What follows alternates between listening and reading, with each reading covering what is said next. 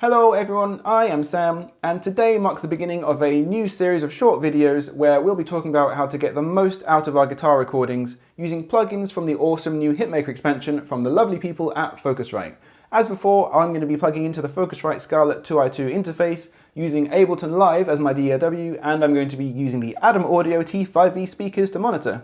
In this first video, we'll be discussing how I would go about getting a nice clean tone from the Marshall Jubilee plugin from Softube, which by the way is the plugin we're going to be using for all the guitar tones throughout these videos, as it's amazing.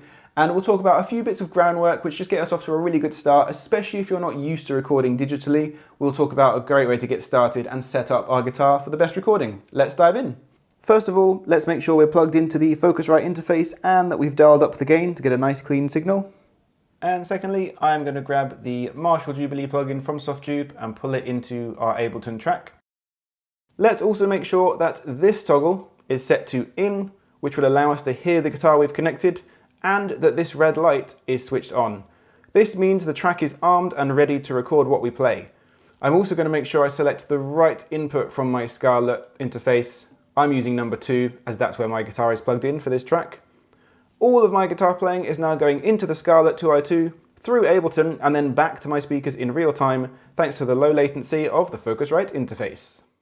Now that we're all connected, we should have a signal.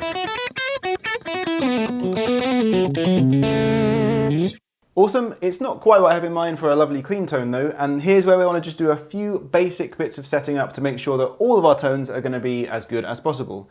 First things first, it's very dry. And so what I'm going to do is head on over to Audio Effects in Ableton. I'm going to grab Reverbs and the Guitar Room plugin, which is of course just bundled with Ableton, and I'm going to dial it in to how I like. This means that now when I play,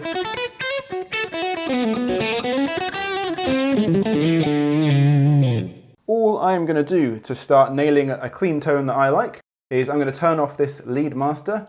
I'm going to rock out some bass. I'm going to increase some presence. And maybe I'll reduce the input gain a little bit. Might be quite quiet at this stage, but here we go.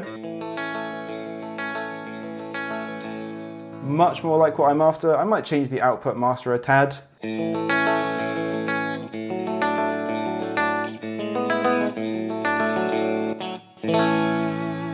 There we go, we've got a pretty good clean tone. Let's get recording.